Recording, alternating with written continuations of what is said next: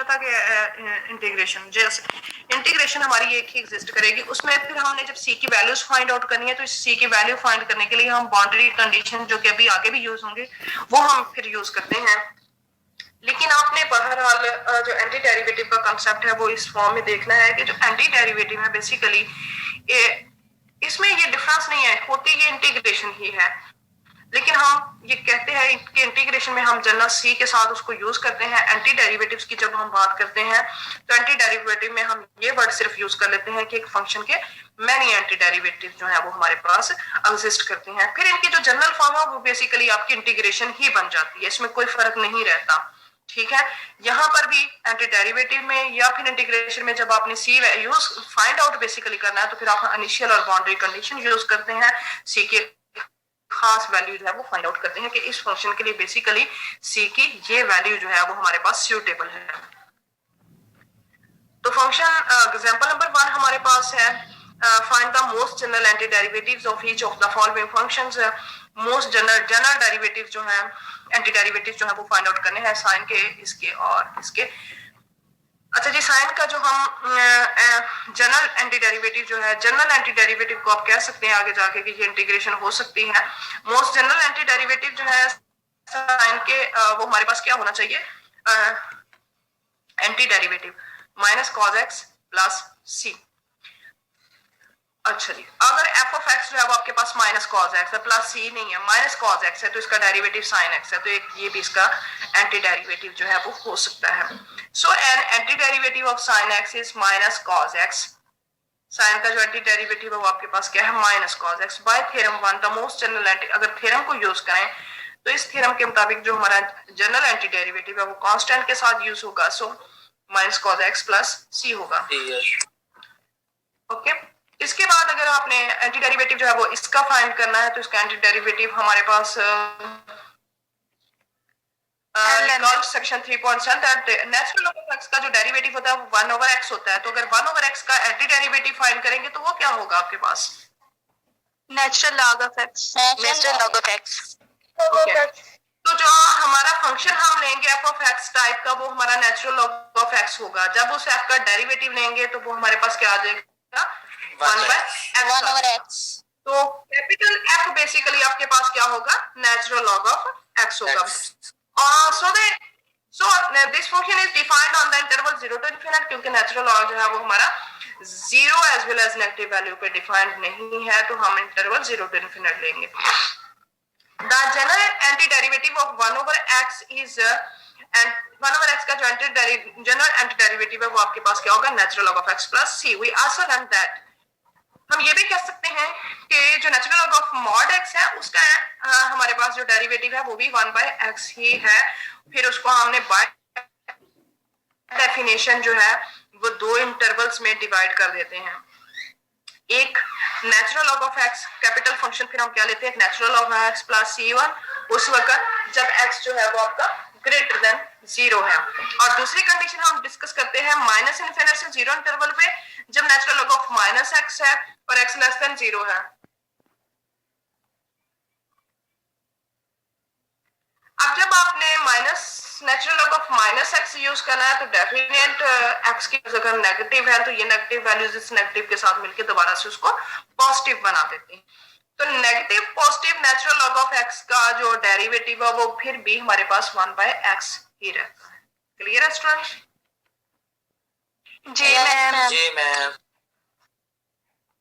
Okay, इसी तरह अगर हम एक फंक्शन जो है f of x equal to xn, उसका एंटी डेरिवेटिव हमने फाइंड करना तो वो क्या होगा, x की power n plus 1 over n plus 1, क्योंकि इसका जब आप डेरिवेटिव लेते हो तो वो xn आता है, और इसकी जब आप एंटी डेरिवेटिव की बात करोगे तो वो x की power n plus 1 over n plus 1 होगा। सो अगर आपने जनरल फॉर्म लेनी है तो प्लस c कर देते हैं हम इसमें। This is valid for n is greater than equal to 0। ये वैलिड है जब आपका n जो है वो 0 हो या 0 से ग्रेटर। जी मैम, ये जो लिखा हुआ है general anti derivative, general anti derivative का मतलब इंटीग्रेशन होता है, ये मैम नीचे लिखा है। yes, वो आगे हम इंटीग्रेशन की टर्म में ही यूज करेंगे उसको। कि मैम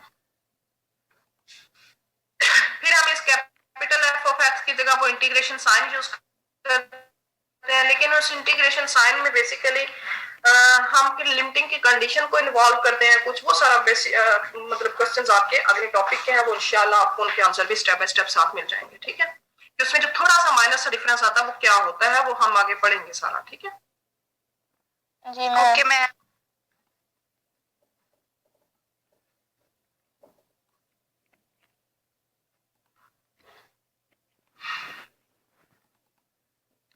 अच्छा जी, कुछ मोस्ट कॉमनली एंटी डेरिवेटिव जो है वो आपके यूज हुए में फंक्शंस हैं, उनके पर्टिकुलर एंटी डेरिवेटिव्स हैं, not general anti derivatives. Particular anti derivatives का मतलब है कि उसमें हम सी यूज ना भी करें तो कोई फर्क नहीं पड़ता, ठीक है। जनरल और पार्टिकुलर एंटी डेरिवेटिव में डिफरेंस क्या है कि पार्टिकुलर में हम एक खास वैल्यू दे देते हैं, जैसा कि जनरल में अगर सी यूज हुआ है तो यहाँ पे उस सारे सी को हम जीरो कह सकते हैं ना, क्योंकि इनके साथ तो सी यूज ही नहीं हो रहा। Yes ma'am. ठीक है, यस मैम। तो पहला हमें ये बताता है कि जो डेरिवेटिव है किसी फंक्शन का, अगर उसके साथ कांस्टेंट इन्वॉल्व हो रहा तो कांस्टेंट एज इट इज मौजूद रहेगा, सिर्फ फंक्शन का एंटी डेरिवेटिव एग्जिस्ट करता है। ओके, दो फंक्शंस हैं तो उनके एंटी डेरिवेटिव्स भी सामने ही आएंगे। इसका एंटी डेरिवेटिव अभी हमने पढ़ा, 1/x का एंटी डेरिवेटिव क्या है, natural log of mod x के साथ डिस्कस होता है, प्लस माइनस दोनों में ये 1/x ही आंसर देता है। इसका एंटी डेरिवेटिव ex ही है, bx का एंटी डेरिवेटिव क्या होता है, अगर डेरिवेटिव लेते हैं तो वो हमारे पास bx natural log of b होता है, अगर आप उसका एंटी डेरिवेटिव लेते हो तो वो bx होगा नेचुरल लॉग ऑफ b है। कॉस का साइन है, साइन का माइनस कॉस है, ये फार्मूले जैसा कि आपने डेरिवेटिव याद किए होते हैं वैसे ही आपने पार्टिकुलर एंटी डेरिवेटिव जो है ये याद कर लेने हैं, इसीलिए याद हो जाएंगे क्योंकि आपने पहले याद किए होते हैं, सी के साथ ऐसे ही है ना जी। आपने ये भी देखा होगा कि जब आपने पीछे सेकंड ईयर में इंटीग्रेशन को यूज किया था तो इंटीग्रेशन के फार्मूले जब आप याद करते हैं तो साथ वो सी यूज करते हैं हमेशा, ऐसे ही था। जी ma'am. Yes ma'am. Okay, the example number 2 है find all the function g such that g prime of x equal to this। हमने फंक्शन g फाइंड करना है, g prime of x बन गया। अब g prime of x का अगर आप g prime of x का ले लेते हो इंटीग्रेशन तो वो आपका क्या बन जाएगी, g बन जाएगी, या in other words we can say that if we taking the antiderivative of this g prime of x then we find out our g of x। अब g prime of x हमें given दिया हुआ है that is 4 sin x plus this, इसको break कर लिया दो parts में, सिंपल कर लिया इस फॉर्म में। एंटी डेरिवेटिव हमने फाइंड आउट करने की तरफ जाना है g prime of x of this, इस फंक्शन का। तो एंटी डेरिवेटिव क्या है, 4 sin का minus cos x, anti derivative होता है x की 4 का क्या आ जाएगा, x की 5/5 आ जाएगा, -1/2 प्लस 1/-1 प्लस 1 आ जाएगा, plus c। General anti derivative हमने इसका फाइंड आउट किया है, तो ये फर्दर सिंपल फॉर्म में इस तरह से लिखा जाता है। In applications of calculus, it is very common to have the situation as in example number 2, where it is required to find the function given knowledge about its derivative. An equation that involves the derivatives of the function is called the differential equation. This will be studied in some detail in chapter number 9, but for the present we can solve some elementary differential equations. The general solution of the differential equation involves an arbitrary constant or constant as in example number 2. However, there may be some extra conditions given that will determine the constants and therefore uniquely specify the solution। उसने कहा कुछ खास, अभी तो हमने जो general constant सी जो है वो यूज किया जो पीछे एग्जांपल डिस्कस की है, लेकिन कुछ एक्स्ट्रा कंडीशंस हो सकती हैं कि उन एक्स्ट्रा कंडीशन को यूज करते हुए हम अपना कांस्टेंट जो है वो फाइंड आउट कर सकते हैं। कि बेसिकली कांस्टेंट में यहाँ पे तो हम कह सकते हैं ना ये C1 भी हो सकता है, 2 भी हो सकता है, 3 भी, लेकिन कोई एक्स्ट्रा कंडीशन हो सकती है कि जिसमें हमें पता होना चाहिए कि क्या C1 है, क्या C2 होना चाहिए या C क्या होना चाहिए, वो हम नेक्स्ट एग्जाम्पल के अंदर फाइंड आउट करेंगे। एग्जाम्पल नंबर 3 हमें दी है, हमने f फाइंड करना है जबकि f प्राइम हमें दिया है, मींस f प्राइम का एंटी डेरिवेटिव लेंगे तो हम f फाइंड करेंगे। अब उस f के अंदर जब कांस्टेंट यूज होगा तो उस कांस्टेंट को हमने ये इनिशियल कंडीशन यूज करते हुए, ये इनिशियल कंडीशन दी हुई है कि जब x की वैल्यू 0 है तो उस वक्त फंक्शन की वैल्यू -2 है। जब x 0 है उस वक्त फंक्शन की वैल्यू क्या है आपके पास, -2 है। That is you can see है -2। तो इस कंडीशन को यूज करते हुए हमने अपना कांस्टेंट बेसिकली फाइंड, जब भी इनिशियल या बाउंड्री कंडीशन आपको गिवन दी जाएंगी तो उसका मतलब होता है कि आपने अपना कांस्टेंट फाइंड करना है। So given is this, we have to find out the antiderivative of this function, that is f of x. Basically this is the capital F of x, if you can understand. Okay students? जी ma'am. Yes ma'am. तो ये सारी छोटी छोटी चीजें हैं, इनकी understanding अपनी क्लियर रखा करें कि हमने पीछे इसको एंटी डेरिवेटिव को क्या नाम दिया था। ओके जी मैम। जी ma'am. Yes ma'am.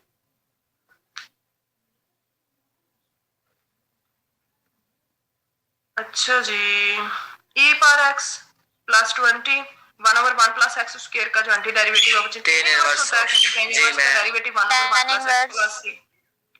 Okay, c की वैल्यू फाइंड करने के लिए हम ये कंडीशन यूज करेंगे f * 0 इक्वल टू -2। तो जहां जहां x है वहां 0 पुट कर देंगे और जहां f of x है वहां -2 पुट कर देंगे। f of x की वैल्यू हमने क्या पुट कर दी?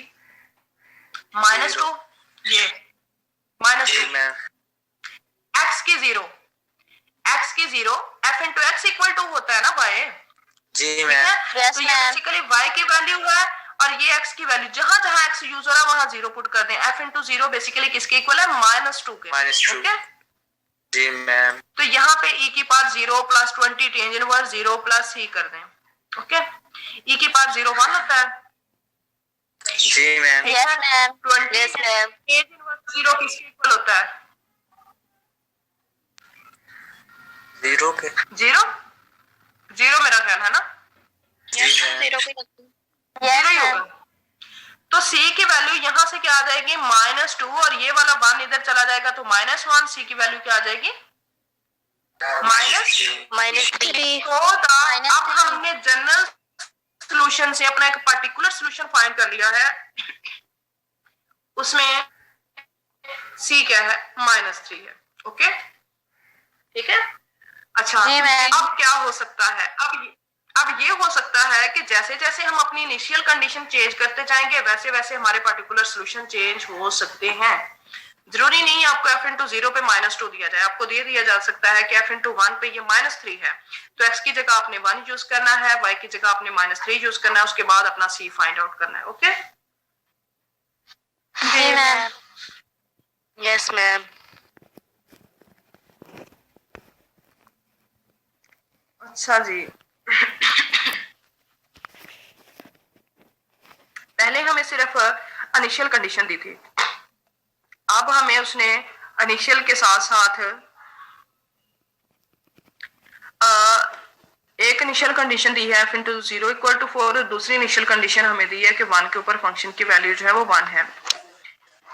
f डबल प्राइम दिया है, इसलिए f डबल प्राइम दिया है कि एक दफा हम एक वैल्यू यूज करेंगे तो हम दो कांस्टेंट f प्राइम फाइंड करेंगे। f प्राइम जब फाइंड करेंगे तो एक कांस्टेंट इन्वॉल्व होगा, f प्राइम से फिर f फाइंड करेंगे तो एक और कांस्टेंट इन्वॉल्व हो जाएगा। दो कांस्टेंट की वैल्यू फाइंड करने के लिए हमें दो इनिशियल कंडीशंस की दी गई हैं। ओके, जी मैम। f डबल प्राइम से इसका एंटी डेरिवेटिव लेंगे तो आ जाएगा 12x³ / 3 + 6x² / 2 - 4x + c। ये जनरल एंटी डेरिवेटिव। इस जनरल एंटी डेरिवेटिव से फिर हमने एंटी डेरिवेटिव फाइंड करना है, तो c के साथ x लग जाएगा और d एक और कांस्टेंट आ जाएगा। अब हमने चूंकि अपना एक पर्टिकुलर एंटी डेरिवेटिव जो है वो फाइंड आउट करने की तरफ जाना है, सो उस पर्टिकुलर एंटी डेरिवेटिव्स को फाइंड आउट करने के लिए हमने ये कंडीशन यूज करनी है f * 0 इक्वल टू 4 और f * 1 इक्वल टू 1। तो ये दो कंडीशन सिंस f * 0, जब हम f * 0 पुट करते हैं यहाँ पे f * 0 पुट करेंगे तो ये भी 0, ये भी 0, ये भी 0 हो जाएगा, ये भी 0 हो जाएगा, तो d क्या बन जाएगा आपका? f * 0 क्या गिवन है? 4 b हो जाएगा। d क्या हो जाएगा? 4 हो जाएगा। अब d की वैल्यू यहाँ पे आप पुट कर दें 4, उसके बाद दूसरी कंडीशन जो है वो यूज कर लें f * 1 इक्वल टू 1। जब 1 पुट करेंगे तो ये भी 1, ये भी 1 हो जाएगा, ये -2 हो जाएगा, ये 1 हो जाएगा और ये 4 हो जाएगा। f * 1 का आंसर 1 है, वो 1 पुट कर दें तो यहाँ से आप अपनी c की वैल्यू फाइंड कर लेंगे, वो -3 है।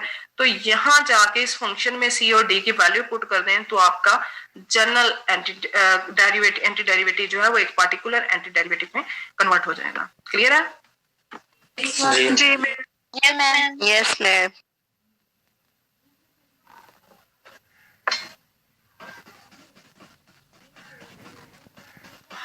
अच्छा जी, इसके बाद है if we are given the graph of the function of F. अगर हमें फंक्शन का ग्राफ दिया हो, it seems reasonable that we should be able to sketch the graph of an anti derivative. हम एक एंटी डेरिवेटिव का graph जो है उसको स्केच कर सकते हैं। Suppose for instance that we are given that f into 0 equal to 1। हम ये सपोज कर लेते हैं कि f into 0 equal to 1 जो है वो हमें गिवन दे दिया जाता है। Then we have a place to start the point 0 1। फिर हमने क्या करना है, हमने 0 1 से स्टार्ट करना है and the direction in which we move, और जिस डायरेक्शन में हमने मूव करना है, our pencil is given at each stage by the derivative f prime of x equals to f of x। In the next example, we use the principles of this chapter to show how to graph capital F even when we do not have a formula for F। अगर f का formula ना भी given दिया हो तो f के graph को देखते हुए हमने अपने एंटी डेरिवेटिव का ग्राफ कैसे स्केच करना है, उसके लिए उसने कहा है कि आपको एक कंडीशन गिवन दे दी जाएगी, फिर आपने उस कंडीशन से ही अपना पॉइंट जो है वो स्टार्ट करना है। ओके तो हम देखते हैं एग्जांपल नंबर 5। हमें दो चीजें जो है वो क्लियर कर लेनी चाहिए कि अगर हमने कैपिटल एफ का ग्राफ ड्रा करना है तो ये स्मॉल एफ बेसिकली किसके इक्वल होता है, capital F prime of X के इक्वल होता है। जी ma'am. Yes, prime ma'am. Of X equal to F of Yes, ma'am. X. F of x. Okay तो ये एफ ऑफ एक्स क्या है, इसका डेरिवेटिव का ग्राफ है। इसके डेरिवेटिव के ग्राफ से हमने फंक्शन का ग्राफ बनाना है, ऐसे ही स्टूडेंट्स। जी मैम। डेरिवेटिव के ग्राफ से हमने पहले हम फंक्शन के ग्राफ से डेरिवेटिव का ग्राफ बनाते थे, अब डेरिवेटिव के ग्राफ से हमने फंक्शन का ग्राफ बनाना है, ऐसे ही है ना। जी जी मैम। मैम। जी मैम। अच्छा जी, मैम ये भी वही तरीका इस्तेमाल करेंगे जो पहले करते थे। बिल्कुल वैसे। ओके जी बिल्कुल वैसे। Okay ma'am. अच्छा जी, graph of the function F is given in figure number 3।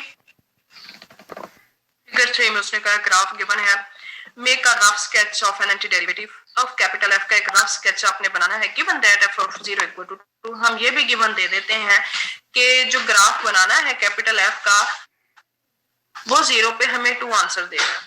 0 पे 2 हमारे पास गिवन है, उसके बाद हमने अपना स्टार्टिंग शुरू करनी है, ठीक है। जी मैम। जी मैम। अब हमें ये पता है बेसिकली कि हमारी जो 0 है वो कहाँ पे, 1 पे। इट मीन अगर 1 पे ये हमारे पास फंक्शन के डेरिवेटिव जो है वो 0 है तो यहाँ पे 0 है, तो इस पॉइंट पे भी हॉरिजॉन्टल टेंजेंट होगी और इस पॉइंट पे भी हमारी क्या होगी, 0 हॉरिजॉन्टल टेंजेंट होगी। Horizontal tangent. जी Yes, मैम। ma'am. यस। अच्छा जी, अब 0 से 1, 1 से 0 पे हमारा फंक्शन जो है वो डिक्रीजिंग फॉर्म में है। 1 से 0 पे हमारा फंक्शन क्या है, Decreasing. डिक्रीजिंग फॉर्म में है। तो 2 Yes, से ma'am. Decreasing form. Yes, ma'am.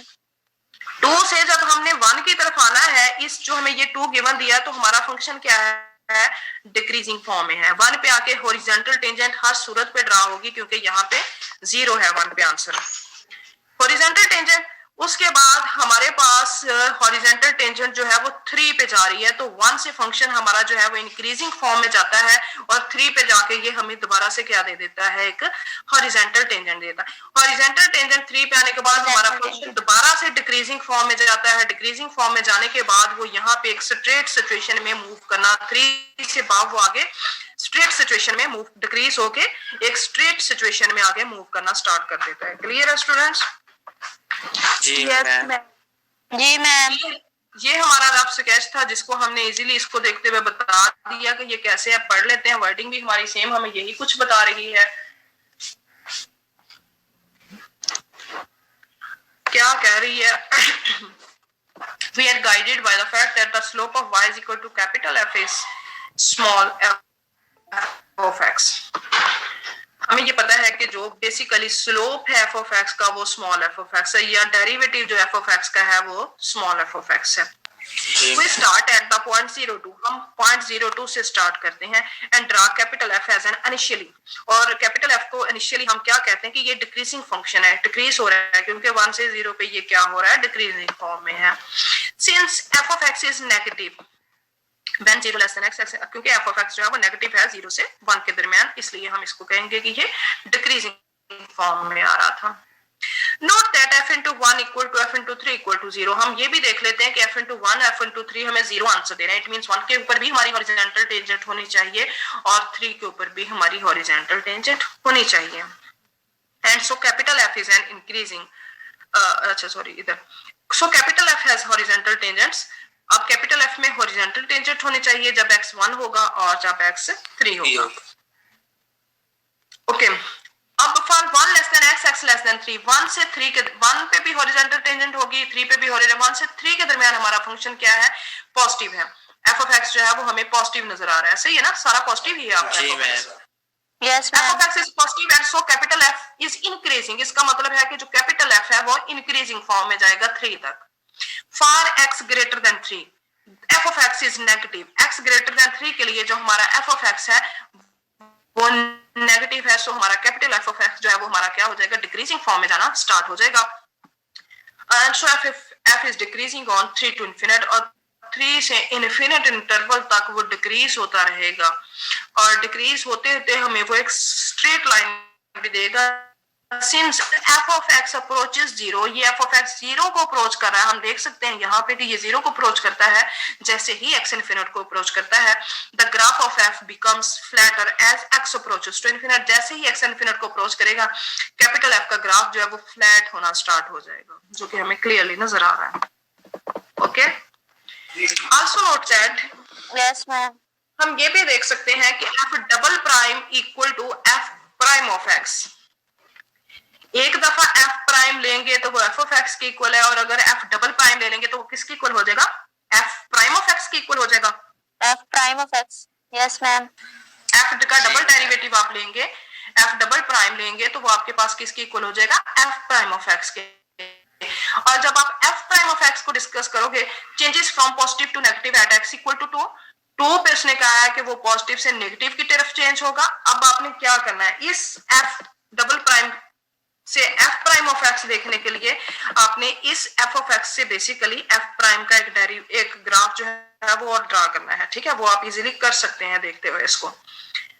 f double prime basically उसने कहा है कि आपके पास f प्राइम ऑफ x होगा और ये चेंज हो रहा है from positive to negative at x equal to 2 के ऊपर ये पॉजिटिव से नेगेटिव में चेंज हो रहा है, and from negative to positive, negative से पॉजिटिव की तरफ चेंज हो रहा है एट x इक्वल टू 4 पे. So capital f has inflection point. Capital f जो है इसके इन्फ्लेक्शन पॉइंट कहां पर होंगे, एक x इक्वल टू 2 के ऊपर होगा, क्योंकि हमने पीछे अभी मैंने एक रिजल्ट आपको पढ़ाया था कि जब f डबल प्राइम को आप डिस्कस करें, नेगेटिव से पॉजिटिव में या पॉजिटिव से नेगेटिव में आपका ग्राफ कन्वर्ट हो रहा हो तो वो आपके क्या होते हैं, inflection points. Inflection point. So these are our inflection points.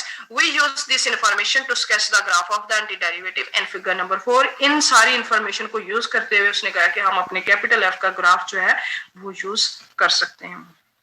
Clear है स्टूडेंट्स? जी मैम. जी मैम.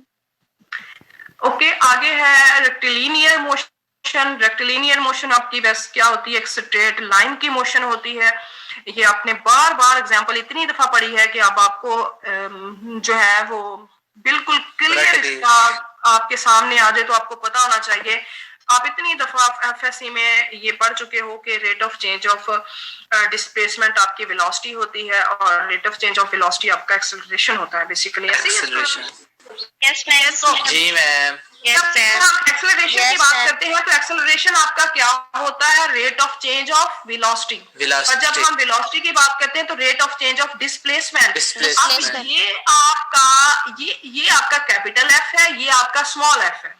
ओके, ये चीजें में रखनी है आपने. ये कैपिटल एफ जो है वो आपके पास capital F of X equal होता है किसके, एफ प्राइम ऑफ एक्स के. जी ma'am. Capital F is equal to F prime of X. ऐसे ही आप जी मैम. जी मैम. Yes, अगर ma'am. ये एफ प्राइम ऑफ एक्स के इक्वल है तो एफ ऑफ एक्स आपका वी ऑफ टी होगा। ओके जी मैम। Okay, Yes, ma'am. ये थोड़ी सी बात इसमें आपने अपने ज़हन से रखनी है तो आपको खुद ही सारी चीजें समझ आ जाएंगी, बहुत बहुत ही इजी है। Anti differentiation is particularly useful in analysing the motion of an object. किसी ऑब्जेक्ट की मोशन को देखने के लिए भी हम एंटी डिफरेंशिएशन जो है वो यूज करते हैं। Moving in a straight line, जो किसी स्ट्रेट लाइन में मूव करता है। Recall that if the object has position function s equal to t, अगर वो s equal to t position के साथ मूव कर रहा है, then the velocity of the function is s prime of t. उसकी velocity क्या होती है? Rate of change of displacement होती है। This means that the position function is an position function क्या है? Anti derivative है of the velocity function. Velocity function का वो क्या है? Anti derivative है आपके पास। Okay? Ji Likewise, an acceleration is rate of change of velocity, so the velocity is an antiderivative of acceleration. Velocity आपकी क्या है? Antiderivative acceleration का। ठीक है, क्लियर है ना स्टूडेंट्स? जी ma'am. Yes, ma'am. The acceleration and the initial values are known. अगर acceleration और initial values given दे दी जाए, then the position functions can be found. पहले हमें पोजीशन फंक्शन दिया होता था, हम उससे अपनी वेलोसिटी फाइंड करते थे, उससे अपना एक्सेलरेशन फाइंड करते, मींस हम अपने डेरिवेटिव्स फाइंड करते थे। अब हमें एक्सेलरेशन गिवन दिया हुआ है, हमने उससे वेलोसिटी फाइंड करनी है और उससे अपना डिस्प्लेसमेंट फाइंड करना है, तो हम रिवर्स प्रोसेस की तरफ जा रहे हैं, मींस हम इंटीग्रेशन की तरफ जा रहे हैं, क्योंकि डेरिवेटिव का रिवर्स प्रोसेस क्या होता है? इंटीग्रेशन होता है, या anti derivative. Integration. So a particular Yes, ma'am. moves in a straight line and has acceleration given by a of t. Particle move कर रहा है स्ट्रेट लाइन में और उसका जो हमें एक्सेलरेशन गिवन दिया हुआ है वो है a of t is equal to 6t plus 4. Its initial velocity, इसकी इनिशियल वेलोसिटी क्या दी हुई है? जब टाइम 0 है उस वक्त जो वेलोसिटी है वो -6 सेंटी। जाहिर एक पार्टिकल जब मूव करता है तो वो कोई टाइम तो लेता है ना मूव करने में। जी मैम। जब वो अपनी Yes, ma'am. स्टार्टिंग पोजीशन पे होता है, जब वो बिल्कुल खड़ा होता है, जब हमने कोई टाइम नोट नहीं किया होता, तो फिर हम टाइम को कहते हैं कि 0 टाइम पे उसकी वेलोसिटी -6 सेंटीमीटर पर सेकंड थी। And it's initial displacement is, जब टाइम 0 था तो उसने जो इनिशियल टाइम हमने काउंट किया वो हमने 9 सेंटीमीटर इनिशियल टाइम काउंट किया था। वहां पे ऑब्जेक्ट को हमने खड़ा कर दिया, 9 सेंटीमीटर टाइम काउंट कर लिया, डिस्टेंस काउंट कर लिया, टाइम हमने वहां 0 रखा। हमने क्या करना है? अपना पोजीशन फंक्शन फाइंड आउट करना है। अब हमें गिवन क्या दिया था? a of t 6t plus 4। हमें पता है कि a of t किसके इक्वल है? v प्राइम ऑफ t के इक्वल है। ऐसे ही है स्टूडेंट्स? जी ma'am. Ji, ma'am. Yes, v prime of t equal to f t equal to 6t plus 4। Anti differentiation give, हमने इसकी एंटी डिफरेंशिएशन लेनी है, तो हम v प्राइम ऑफ t की एंटी डिफरेंशिएशन को किससे रिप्रेजेंट करते हैं? v of t से। 6t square over 2 plus 4t plus c। अब ये एक कांस्टेंट इन्वॉल्व हो चुका है। इस कांस्टेंट के लिए हमें इनिशियल कंडीशन गिवन दी गई थी कि जब टाइम 0 था तो वेलोसिटी -6 सेंटीमीटर पर सेकंड थी। तो t की हमने वैल्यू 0 रखनी है, v ऑफ 0 की वैल्यू हमने क्या रखनी है? -6। तो c क्या आ जाएगा? यहाँ t0, यहाँ t0, तो c क्या आ जाएगा? -6। उसकी वैल्यू हमने पुट कर दी, तो ये हमने एग्जैक्ट वेलोसिटी फाइंड आउट कर ली। अब वेलोसिटी हमारे पास किसकी इक्वल थी? s प्राइम ऑफ t के। अगेन हम इसके एंटी डेरिवेटिव लेंगे तो हम s ऑफ t फाइंड कर लेंगे, एक और कांस्टेंट इन्वॉल्व हो गया। अब हम एक और इनिशियल कंडीशन गिवन दी थी कि s ऑफ 0 हमारा 9 सेंटीमीटर, टाइम 0 है तो डिस्प्लेसमेंट 9 सेंटीमीटर है, तो हमने उसको यूज करते हुए d फाइंड किया, तो ये हमने अपना एग्जैक्ट डिस्प्लेसमेंट फाइंड आउट कर लिया। क्लियर है स्टूडेंट्स? ठीक है। Yes, ma'am. Yes, ma'am. Yes, ma'am. अच्छा जी, उसके बाद अगली एग्जांपल नंबर 7 सेम वही है। यहाँ इसमें डिफरेंस ये है कि यहाँ जो पार्टिकल था वो स्ट्रेट लाइन में मूव कर रहा था, तो उसका एक्सेलरेशन हमने गिवन लिया। जब एक पार्टिकल अपवर्ड या डाउनवर्ड फॉर्म में मूव कर रहा, तो हम जो इनिशियल अपवर्ड से डाउनवर्ड की फॉर्म में आ रहा, तो जो उसका एक्सेलरेशन हम कंसीडर करते होते हैं वो हमारे पास क्या होता है? 9.8 मीटर पर सेकंड स्क्वायर या 32 फीट पर सेकंड स्क्वायर। इसको हम काउंट करते हैं according to Newton's law of motion. ऐसे ही था? जी मैम ऐसे ही था। Yes, ma'am. अपने एग्जांपल नंबर 7 को देखें, कोई प्रॉब्लम है तो वो पूछ लें। ठीक है, ओके मैम। Okay ma'am. पहले एक दफा ध्यान से पढ़ लें, फिर कोई क्वेश्चन हुआ तो उसको हम डिस्कस करेंगे, क्योंकि मुझसे अब बिल्कुल भी नहीं बोला जा रहा, मैं मुसलसल 3 घंटे से बोल रही हूँ। Okay ma'am. अच्छा, एक और बात मैं आपके साथ डिस्कस कर लेती हूँ। अगर आप क्लास आज लेना चाहते हैं ठीक है, आज ले लें, कल लेना चाहते हैं ले लें, सिर्फ आपने क्लास लेनी है, बाकी अपनी तैयारी करते रहें। दरमियान में एक आध घंटा निकाल के ले लीजिएगा।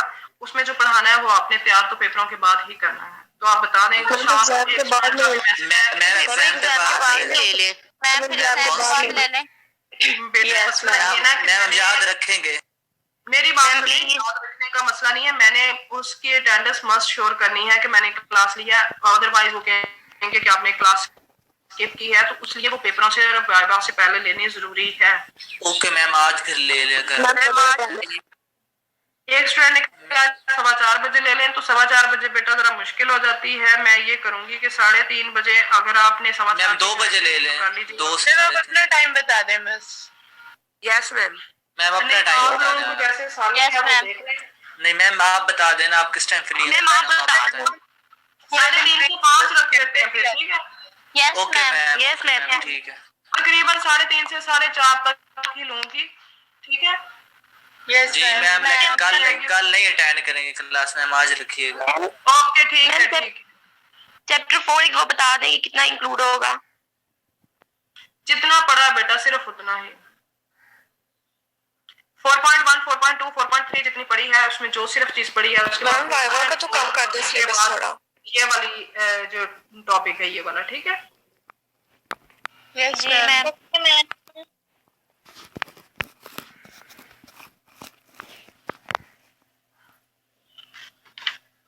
इसके ज्यादा क्वेश्चन नहीं मैं दूंगी क्योंकि आपका वाइवा बिल्कुल नजदीक है। कुछ सिर्फ 2-4 क्वेश्चन वो आपने करने हैं। इसमें क्वेश्चन नंबर आपने 11 कर लेना है। इसमें आपने अपना क्वेश्चन नंबर 23 कर लेना है। क्वेश्चन नंबर आपने 41 और 45 करना है, और एक क्वेश्चन आपने जस्ट 53 करना है। सिर्फ इतने क्वेश्चन करने हैं। Okay ma'am. जी मैम। अब ये एग्जाम्पल आप पढ़ लें, कोई क्वेश्चन है तो वो पूछ लें। और वाइवे में आपने बिल्कुल भी नहीं घबराना, मैं आराम से पूछूंगी, आपको थोड़ा सा टाइम भी दूंगी सोचने का, ठीक है? तो जी मैम। बिल्कुल टेंशन होकर वाइवा दीजिए। जी मैम, थैंक यू मैम।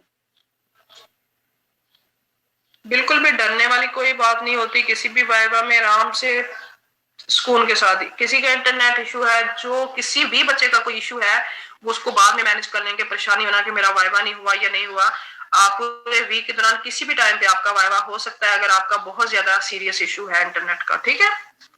जी ma'am. Okay ma'am. Okay ma'am. ये मतलब नहीं है कि आप फिर कह दें कि जी मेरा इशू है ये है। कोशिश कीजिएगा टाइम पे इंटरनेट है तो आप टाइम पे अपना वाइवा दे दें। लेकिन अगर बात का ऐसा होता है कि हम बार बार बोलते रहते हैं, स्टूडेंट को समझ नहीं आ रही होती, फिर उस स्टूडेंट का बाद में उसी दिन रात को जब भी उसका इंटरनेट सही हुआ तो वो वाइवा दे सकते हैं। Okay ma'am. Okay ma'am. Ma'am ये एग्जांपल 6 में इनने v प्राइम t को v t के इक्वल क्यों लिखा है? किसमें? मैम एग्जांपल 6 में v प्राइम ऑफ t को v t के इक्वल यहाँ पे नीचे। ये जी मैम। बेटा पीछे हम f प्राइम ऑफ x से जब आप f प्राइम फाइंड करते हो तो आप उसका डेरिवेटिव लेते हो। डेरिवेटिव से जब आपने f फाइंड करना होता है तो आप उसकी इंटीग्रेशन लेते हो, एंटी डेरिवेटिव लेते हो, ठीक है? जी मैम। जी मैम। मींस फंक्शन और उसका डेरिवेटिव एक दूसरे के रिवर्स प्रोसेस है। ये इसका डेरिवेटिव है, डेरिवेटिव की ये एंटी डेरिवेटिव है। ओके जी मैम, समझ आ गई मैम, यानी ये रिवर्स किया हुआ है। जी ओके मैम। जी मैम, समझ आ गई है। ओके ओके मैम जी वाइवे में एक्सरसाइज वाले क्वेश्चन नहीं ना होंगे?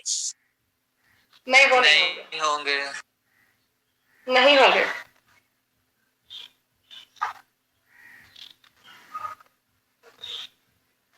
मैम काफी है।